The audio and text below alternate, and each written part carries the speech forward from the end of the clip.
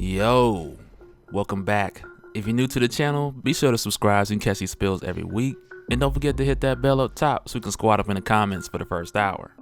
So now, man, before I even get into this, let me talk to y'all for a little bit. And in this video, for the most part, I'm gonna be talking about Black Panther from the 1610 universe, which really feels like a blast from the past because it's been a minute since we've really been deep into the Ultimates universe. And for the most part, talking about the Ultimates and a lot of the characters in that universe, that's really how a lot of you guys found my page. And because at the time, I just went heavy into Ultimates everything. And I noticed there's a lot of curiosity about this universe because for the most part, a lot of people are more familiar with the main continuity of Marvel, or whatever's the biggest event happening right now in the comics. And that makes sense because right now, for the most part, with everything happening in the films, and the films being really the biggest outlet for comics right now, everything else in the comics kind of follows suit, even to the extent of new comics coming out and taking things that first premiered in the films. And the comics do that because they already know at that point that it's a safe bet, because if it's making money in the theaters, let's just throw it in the comics. And stuff like that we would see in all new, all different Marvel and also Marvel Legacy. But at its core, the films really pull a lot from the 616 main continuity universe, and because of that, people really didn't know about the other storylines, and that was mainly why I was going hard on Ultimates everything. But I was putting together this video, and you know, a lot of times I'll check out different sites, a comic book reader, just to look at different things while planning ahead and whatnot, and even get little updates on the Black Panther film or whatever. But while doing this, I noticed an article from December saying that the Ultimates universe is back. And this is one of those last things that Brian Michael Bendis set up just before he left Marvel. And man, we need to talk about this because,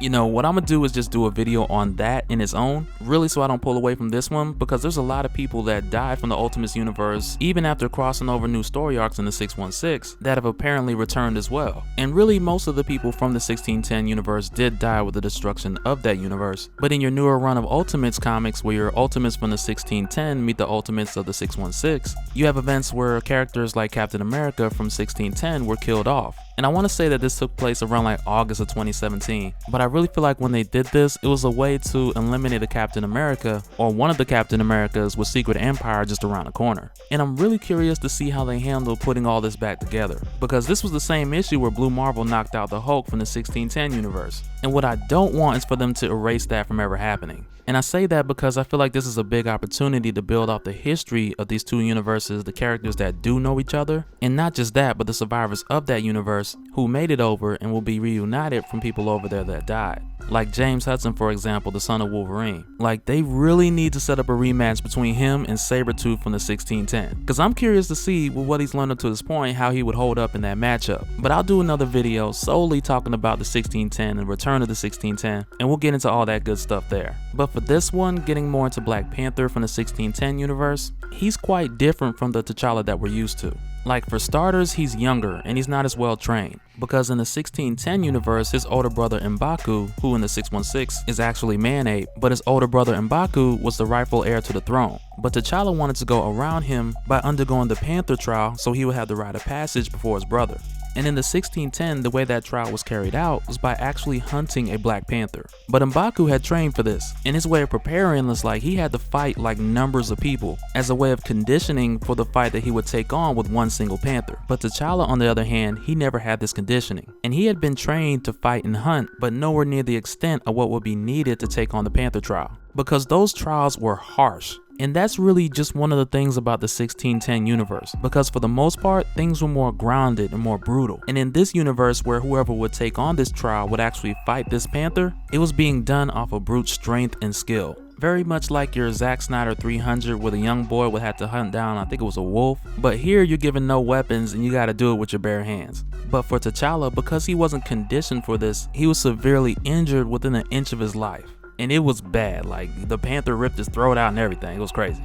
Like, he definitely missed the part where they said don't try this at home. But he was fortunate enough that his older brother M'Baku found him, and he was able to get him back in time, and that was the first thing that gave him any hope to survive. And this is really where we start to see some of the differences between Wakanda in the 1610 and Wakanda in your 616. And even still, with that comparison, I'd even go as far as to say it's not really a fair comparison, because a lot of the history and the elements of Wakanda in your 1610 universe are really untapped and unexplored. But the way that it's delivered here from Jeff Loeb, the research in biology isn't advanced here in Wakanda as it it is with the Weapon X program in North America in the 1610. And it makes sense in the Ultimates universe because Weapon X is making leaps and bounds. They're creating mutants, they're putting out super soldiers, they're leading the world in that department. But this brings a conflict between M'Baku and his father T'Chaka because T'Chaka is willing to go against all tradition in order to save his son's life, and he makes a deal with Weapon X to hand over secrets of Wakanda, which is more valuable than money, in exchange for them saving T'Challa's life. And M'Baku, he loves his younger brother T'Challa, and by no means does he want him to die because he would have just left him out there. But he also believes that the price is too great to pay by giving away their secrets and technology, which is really their leverage against the world, and just handing that over to another country. And M'Baku is disgusted about this and he just leaves. And he also took off because he believes that T'Challa is his father's favorite son. And as far as T'Challa's surgery, in Wakanda he was under for about 17 hours. And when they took him to Weapon X, his surgery went over the course of a few months.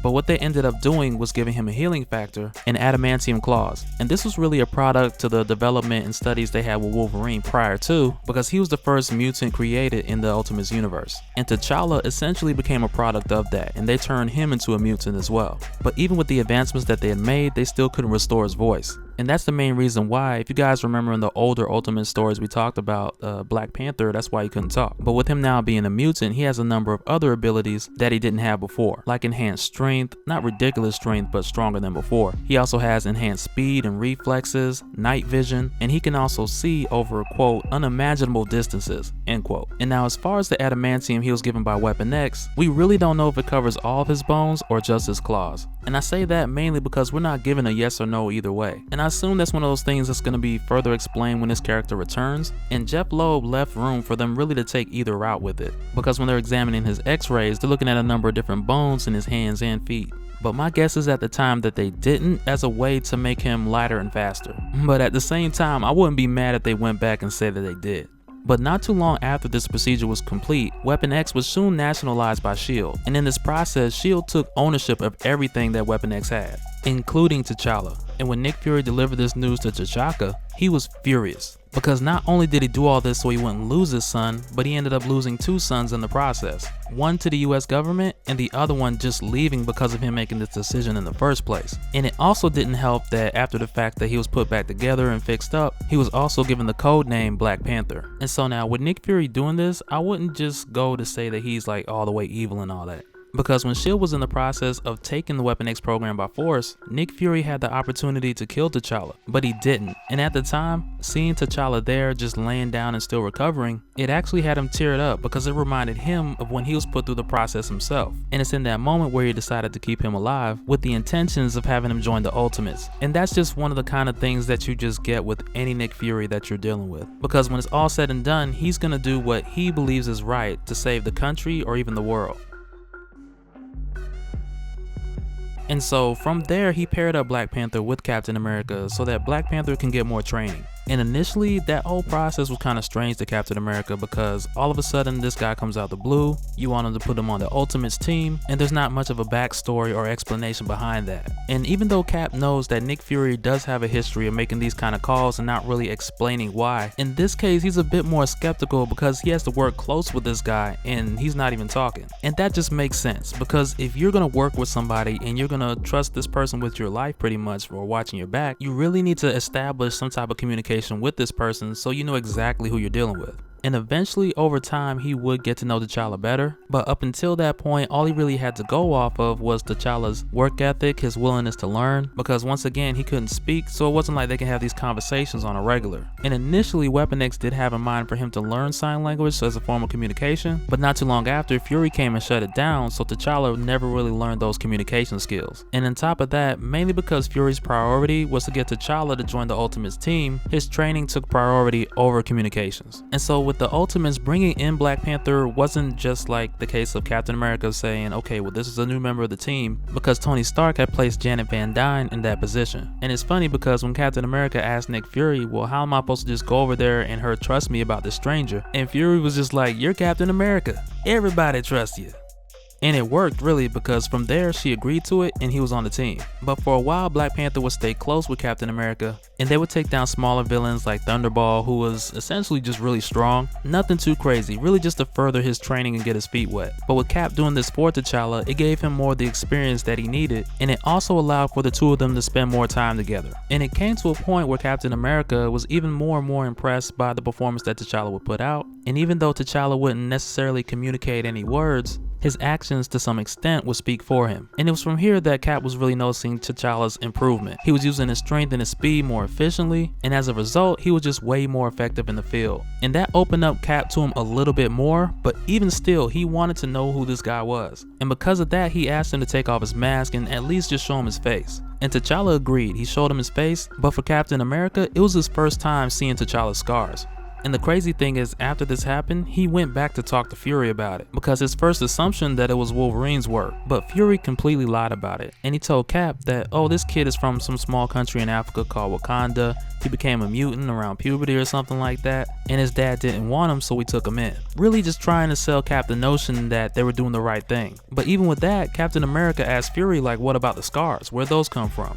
And Fury lied again, saying, well, I don't know, his dad probably did it. But it wasn't up until Cap approached T'Challa while he's on the computer, looking up things on his father over in Wakanda, and that's where they really had this conversation typing back and forth on the computer, and that's where Steve really learned the truth about T'Challa's background. And that's when it dawned on him that this kid is actually a prince. He misses his father and he wants to go home. And after finding all of this out, what Cap ended up doing is coming up with the idea of telling Fury that Black Panther is ready. And Wasp had already agreed to let him on the team, but he just needed the help of Tony to make a replica of his costume that also had adamantium claws, and this way Captain America would be able to take Black Panther back to Wakanda, but if he needed to cover for him so Fury wouldn't get suspicious, this way Captain America would already have a copy of his suit with the adamantium claws and everything. And Tony agreed to help out. He actually said the hardest part of doing it is keeping the secret from Janet Van Dyne, because even though he's lied to women before, it usually doesn't end well for him. And it's funny because he tells Cap, man, there were some good lies too. Like, man, I had some good lies. I don't know what happened.